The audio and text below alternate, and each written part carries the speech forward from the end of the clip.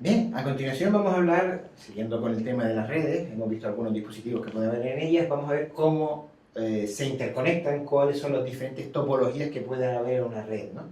Las diferentes formas en las que se interconectan los aparatos. Por ejemplo, una de las típicas es lo que se llama en bus, topología de red en bus, en la cual hay, digamos, una especie de línea común a la cual se van conectando todos los dispositivos, ¿vale? Tipo de conexión de red es muy sencilla, todos se conectan, digamos, a una especie de autopista de información común, pero tiene el problema de que si esta autopista, esta conexión central se rompe, automáticamente perdemos la conexión de todos los aparatos, ¿no? Otro tipo de topología es la topología en estrella, en la cual todos los elementos se conectan a un elemento central que es el que distribuye la información entre todos ellos. Tiene la ventaja de que si un segmento se estropea, solo ese nodo, ese aparato queda sin conexión, pero tiene la desventaja de que si el que se rompe es justo el del centro, la red también se pierde, ¿no? Una topología que resiste un poquito mejor el tema de los posibles fallos es la topología de anillo. Todos los equipos se van conectando de uno a otro, formando una especie de círculo, una especie de anillo por el cual va circulando la información. Si uno de estos segmentos se rompe, no pasa nada porque todavía cualquier equipo es capaz de ver a otro por el otro camino. Para que dejara de haber información tendría que cortarse ese camino por dos sitios como mínimo, ¿vale? Otra topología de red típica es la topología de árbol, en la cual es como si fuera un árbol binario. Hay un nodo conectado con otros dos, otro con otros tres, de tal forma que los equipos que más se comunican entre sí estén dentro del mismo trocito, y los equipos que menos comunicación tengan con otros sigan teniendo un camino, aunque sea más largo, pero que los equipos que más se comuniquen entre sí estén dentro de los mismos segmentos, estén a un tiro de piedra, digamos. También lo mismo, este tiene el problema también de que si se corta, parecido al bus, nos quedamos sin conexión. Tratando de buscar más redundancia, tenemos otro tipo de topología que es tipo malla, donde hay múltiples conexiones entre diferentes nodos, de la forma que si uno se corta, siga habiendo algún camino alternativo para llegar. Doble anillo, parecido al anillo pero con una conexión adicional, con lo cual para que se cortara la comunicación aquí, tendría que conectarse estos dos y estos dos, ya, con lo cual ya es bastante complicado. O topologías mixtas que ya mezclando todos unos con otros, ¿no? Bueno, aquí tenemos otro ejemplo ya con ordenadores. Topología lineal U, todos los equipos conectados a un cable común. Recuerden que aquí el problema es que si este cable se rompe, dejan de tener estas comunicaciones. Topología de anillo, existe siempre como mínimo dos caminos, uno hacia un lado o hacia otro del anillo, con los cuales comunicarse. Este es más resistente a los cortes. Y topología en estrella, donde todos los equipos están conectados a un nodo central, de tal forma que si se corta alguno de estos canales de comunicación, solo ese nodo pierde la comunicación, pero tiene el conveniente que si se estropea este aparato central, deja de comunicarse todos, ¿no? En árbol, que al final es casi uno de los más habituales en las grandes organizaciones, habrá un router, del cual se comunica una serie de switches. De esos switches habrán colgando directamente algunos equipos, o unos puntos de acceso inalámbrico a través de los cuales habrán equipos wifi, otros switches de los cuales cuelgan otro equipo, ¿vale? Lo mismo, si se corta alguno de estos canales se queda aislado ese segmento de la red, pero el resto sigue funcionando. El problema es que si se estropea este aparato central, digamos, pues es posible que, bueno, en este caso nos quedaremos sin conexión a internet, o si se rompe este grande, nos quedaríamos sin conexión de unos aparatos a otros, ¿vale? Bueno, otro ejemplo de comunicación. Bien, todas estas topologías al final están conectadas por cable, normalmente, esa por la wifi que va por el aire, ¿no? Entonces vamos a ver qué medio de transmisiones hay. Algunos ya apenas se utilizan, pero bueno, como por su importancia histórica nos vamos a nombrar, como por ejemplo en este caso el cable coaxial. El cable coaxial es un cable muy parecido al cable de la típica antena de televisión. Es un cable que tiene una cobertura exterior de plástico, que dentro tiene una mallita metálica, que luego tiene un corazón central, normalmente también de plástico, y al final tiene un conductor central, o lo que sería el núcleo del cable, ¿vale? Este tipo de cable fue con el que se empezaron a hacer las primeras redes de ordenadores que hemos conocido por aquí, Y bueno, básicamente es eso. Una cobertura de plástico, una malla de cobre, un aislante y un conductor central por el que va la información. Este tipo de cable se usaba sobre todo para comunicaciones en topología de bus, todas conectadas a un cable central, todos en línea, y bueno, tenía una serie de inconvenientes por los cuales ha quedado ya prácticamente en desuso, ¿no? Tenía unos conectores, aquí tenemos algunos ejemplos de los conectores que existían. Normalmente para conectar a un ordenador se usaba un conector parecido a este se conectaba al ordenador, y aquí se conectaba un trozo del cable coaxial y aquí a otro, este que iba al siguiente ordenador y este al anterior. En los extremos de ese bus de comunicaciones se ponía lo que se llama un tapón para delimitar cuál era el fin de esa subred, ¿no? Bueno, el que se usa hoy en día, básicamente el que verán en todos lados, es el par trenzado, ¿vale? El par trenzado, como aquí ven aquí un conector, está formado por una serie de hilos que a su vez están enlazados entre sí. Son 8 hilos de cobre aislados entre sí, trenzados de 2 en 2, como eran, estos dos están trenzados de 2 en 2, una trenza, otra y otra, que se entrelazan de forma helicoidal. A su vez, estos 4 pares se van enlazando así en otra trenza de otro tipo, digamos. El trenzado se hace porque reduce la interferencia eléctrica tanto exterior como entre los pares. Tiene la pega de que la distancia máxima recomendada para un cable normal de este tipo es de 100 metros. Si necesitamos comunicarnos a más de 100 metros, ya hay que usar algún tipo de solución, un repetidor o un switch o alguna otra historia que nos permita comunicarnos a más distancia. ¿Vale?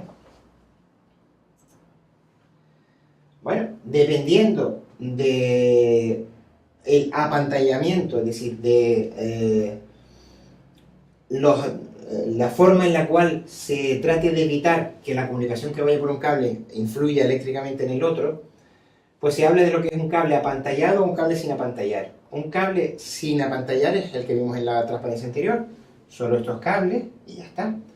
Un cable apantallado, a su vez, bien todo el grupo o bien por pares, se envuelve en una especie de papel de platina, puesto que a veces el que haya una circulación de electricidad por aquí puede influir en el cable de al lado, por temas de magnetismo.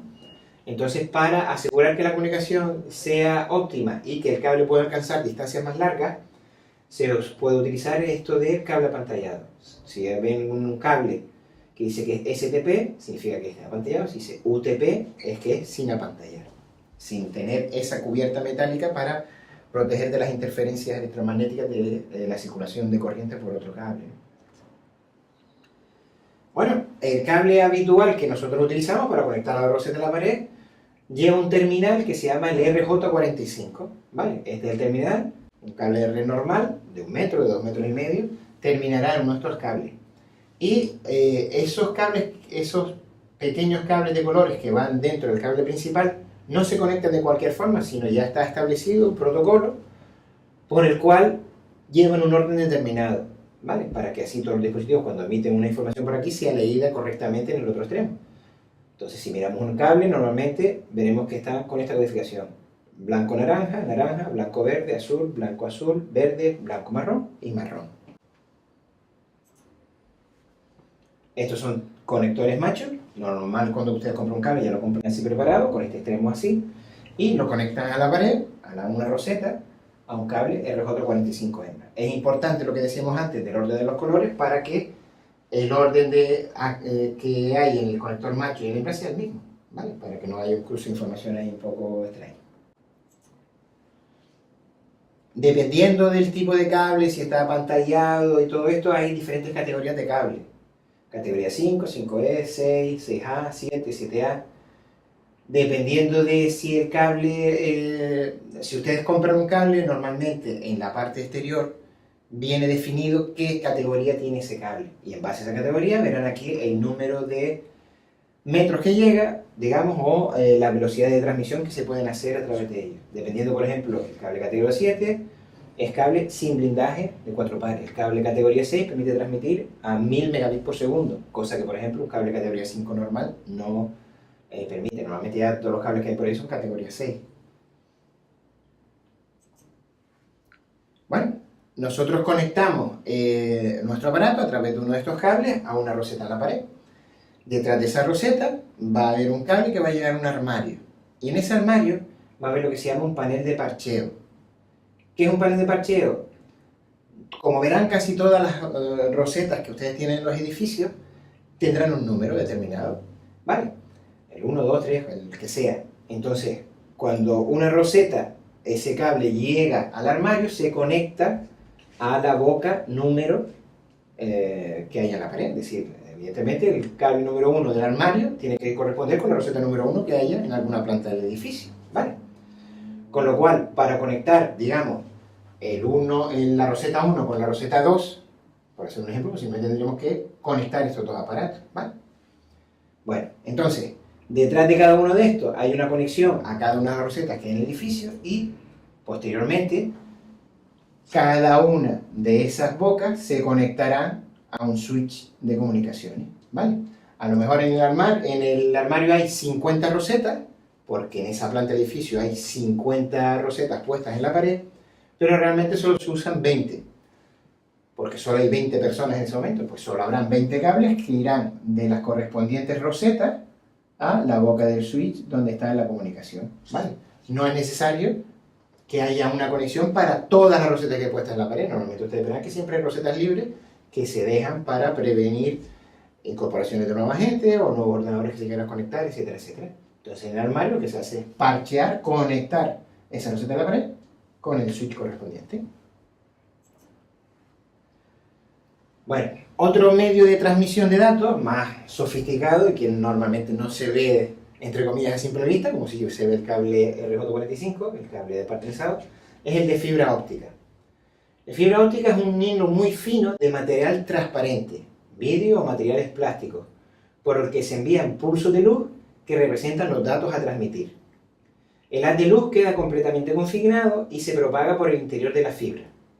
La fuente de luz puede provenir de un láser o diodo LED. Básicamente es un tubito de cristal, para que nos entendamos, de cristal o similar, de material transparente, por el cual en un extremo se van emitiendo haces de luz que son recibidos en el otro extremo, ¿vale? Una especie de, entre comillas, para que nos entendamos, de código Morse, ¿no? Va mandando la comunicación, unos y ceros, y va pasando por todo ese cable hasta llegar al final. La comunicación vía óptica es mucho más rápida que la comunicación vía eléctrica que usamos, por ejemplo, los cables de par trenzado. Pero, evidentemente, esto tiene una serie de inconvenientes que ahora veremos, ¿no? Para empezar, que es mucho más caro los emisores de luz que los emisores eléctricos, que los conectores de uno y otro son también mucho más complicados de poner, los de fibra óptica, y son también mucho más caros, ¿no?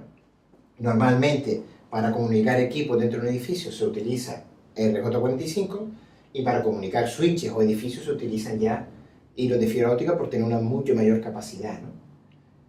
Bien, como les decía, cable transparente y luego una serie de revestimientos para que esa luz que va por aquí no se salga de ese canal, ¿no? Dentro de la fibra hay dos tipos. Una que se llama fibra multimodo y otra fibra monomodo. ¿Qué diferencia hay entre una y otra? La fibra multimodo es aquella en la que los haces de luz pueden circular por más de un modo o camino. Esto supone que no llegan todos a la vez. Una fibra multimodo puede tener más de 1000 modos de propagación de luz. Las fibras multimodo se usan comúnmente en aplicaciones de corta distancia, menores a 2 kilómetros. Son más simples de diseñar y económicas. Es decir, básicamente es un conector por el cual va la luz, pero dependiendo del ángulo o de la frecuencia a la cual se emita esa luz,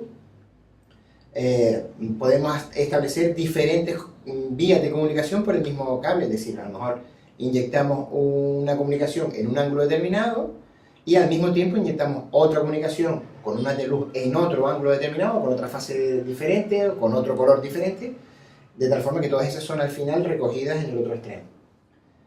Tiene el problema de que normalmente a más de 2 kilómetros ya puede haber problemas. La fibra monomodo es una fibra óptica en la que solo se propaga un modo de luz. Solo hay una sola señal que va por ese cable. Se logra reduciendo el diámetro del núcleo de la fibra hasta un tamaño que solo permite un modo de propagación. Se transmite siempre paralela al eje de la fibra y a diferencia de la fibra multimodo, las monomodo permiten alcanzar grandes distancias, hasta 400 kilómetros como máximo, mediante un láser de alta intensidad y transmitir elevadas tasas de información. decenas de gigabits por segundo. Vamos a ver cómo es esto de una fibra multimodo, que igual con la descripción no se entiende, pero bueno. Esto es una fibra multimodo, suele ser, digamos, tener un corazón, entre comillas, ancho, de tal forma que si yo inyecto por aquí una luz roja con este ángulo, y al mismo tiempo una luz de otro color con otro ángulo diferente, al llegar al final recibiré dos señales, la negra, bueno, la negra, lo que sea, y la roja o la azul directa, ¿vale?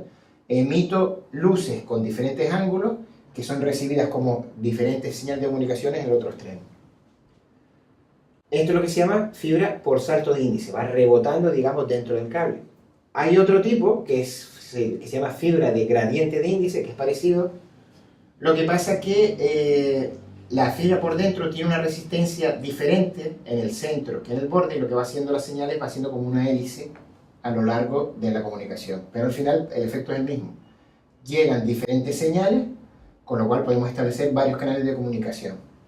Sin embargo, cuando hablamos de fibras monomodo, la fibra es tan pequeñita, su corazón central es tan pequeñita que solo se puede insertar la luz directamente de forma paralela, digamos, a lo que es el cable. Y solo se recibe por el otro extremo una señal. ¿Cuál es la ventaja y desventaja de una y otra? Evidentemente, con esta se pueden transmitir diferentes canales de información, pero los rebotes sucesivos van haciendo que se vaya perdiendo, y por eso solo se pueden hacer comunicaciones de hasta 2 kilómetros, dependiendo del tipo de cableado que sea. Mientras que con esta, como va, digamos, de una forma directa, solo puede haber un canal de información, pero nos permite hacer comunicaciones a distancias mucho mayores. Lo que pasa es que para hacer esta comunicación tan precisa, justo por el centro de la fibra, etcétera, etcétera, hace falta un equipamiento mucho más caro, unos emisores de luz mucho más caros que los que se utilizan en la fibra multimodo. Bueno, también tiene sus conectores. Aquí tenemos diferentes tipos de conectores que se utilizan para la fibra óptica. Y bueno, una vez visto la fibra óptica, pues nos queda ver el otro tipo de enlace que se suele utilizar, que es el enlace inalámbrico, en el cual no hay cable, transmisiones por el aire. Entonces las transmisiones por el aire, lo más conocido pues son las transmisiones wifi, aunque también están las transmisiones de los móviles, o las transmisiones de la televisión o de la radio, ¿no? Evidentemente es el tipo de enlace a priori pues, más económico, puesto que no hay que lanzar cable de un punto a otro, pero tiene el problema de que es un canal compartido que todo el mundo escucha y que además puede estar afectado por las condiciones medioambientales, ¿no? Evidentemente, por ejemplo, si en un edificio hay muchas paredes gruesas, no traspasan esas paredes, ese tipo de cosas también hay que tenerlos en cuenta, mientras que con el cable simplemente pasar el cable y listo, ¿no? Bueno. Por ejemplo, aquí vemos un par de ejemplos de transmisiones por vía inalámbrica. Una antena de telefonía, de lo que sea, que transmite a un receptor en una casa, o la típica de internet dentro de una casa, en la cual un router retransmite y las casas cercanas o dentro de la misma casa, las diferentes habitaciones, ahí se recibe la comunicación sin necesidad de tener que pasar ningún cable. Diferentes tipos de comunicaciones inalámbricas, por ejemplo la Bluetooth, que es la que todos conocemos por el móvil y el mano libre del coche, ese tipo de cosas. Una comunicación inalámbrica, va por el aire, lo que pasa es que tiene una distancia muy pequeñita. El siguiente escalón sería el Wi-Fi, que es lo que tenemos para comunicarnos en casa o aquí en la universidad. Son aparatos que a lo mejor tienen una cobertura de 100 metros o 50, 60, dependiendo de las características del edificio. Un enlace con una capacidad en metros cuadrados, digamos, superior, es el WiMAX, que sería una especie de, entre comillas, Wi-Fi más potente, con unos canales de comunicación que permiten abarcar mayor distancia. Y luego ya las redes de telefonía, como Alfonso 3G, 4G, GPRS, las que utilizamos para los teléfonos y que tienen una distancia de muchos kilómetros, ¿no? Todos estos son enlaces inalámbricos con diferentes características. Aunque nosotros, a nivel práctico, lo que usamos para comunicarnos con los ordenadores es el de la red Wi-Fi. Bueno, aquí tiene una diapositiva con diferentes estándares de comunicación inalámbrica y la velocidad máxima que pueden alcanzar. Y bueno, entonces hemos visto que esos son los medios por los cuales se puede hacer la comunicación. Es decir, podemos hacerlo por cable coaxial, que ya no se usa, por cable partrenzado, que es lo que utilizamos normalmente para comunicar el ordenador con la roseta con el armario, cables de fibra óptica, que son los que se utilizan normalmente para comunicar ya a cierta distancia un edificio con otro, por ejemplo, y transmisión por aérea, por el aire, que es lo que utilizamos para nuestros aparatos de portátiles, o para comunicar un edificio a otro en el cual el cableado es muy difícil. Si supongamos que tenemos un edificio en un punto determinado y queremos comunicar con otro, otra posibilidad, si hay por ejemplo un lago por en medio, pues hacer una comunicación inalámbrica entre ellos, ¿no? Son los medios de transmisión, pero bueno, dentro de esos medios de transmisión hay que también establecer un protocolo por el cual las comunicaciones que van por ahí no se solapen, no se machaquen las unas a las otras, ¿no? Los más conocidos son los que vamos a ver aquí. El primero se llama el detección de colisiones. Tenemos un almacenamiento común, por ejemplo el aire, o por ejemplo un cable compartido entre varios ordenadores, y esos varios equipos quieren transmitir una información. Lo que no pueden hacer es todos transmitir al mismo tiempo, porque las señales emitidas por uno se sumarían a las emitidas por otro y no se entendería el mensaje al final, ¿vale? ¿Cómo hacemos para que 4 ordenadores que están conectados a un cable común manden la información de una forma ordenada, de la forma que todos pueden oír y comunicarse sin ningún problema? El problema es el mismo que si imagínense que estuvieran en una clase y de repente todo el mundo hablara al mismo tiempo. Si todo el mundo habla al mismo tiempo, nadie entiende lo que se está diciendo, ¿no? Lo normal es que cada uno pida, digamos, un turno de palabra, hable y cuando termine conteste otro, etc.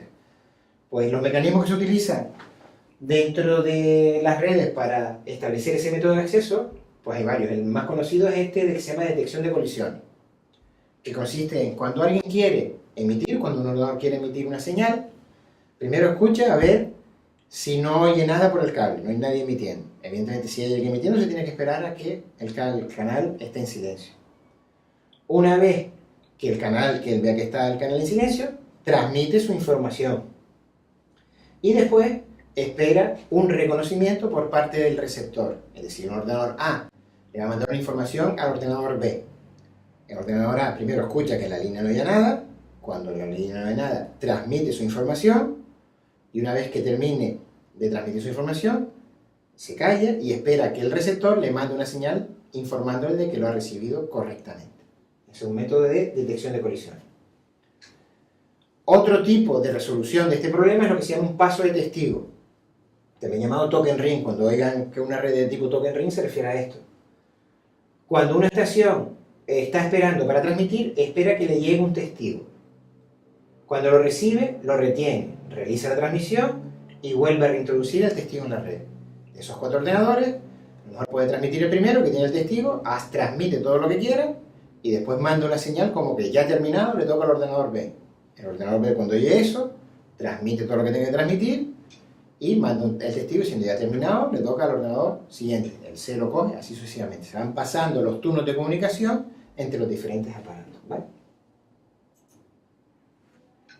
Bueno, pues con esto que hemos visto, les planteo el siguiente ejercicio, que podrán hacer en uno de los test que vienen a continuación. Bueno, necesito conectar 4 equipos en un despacho.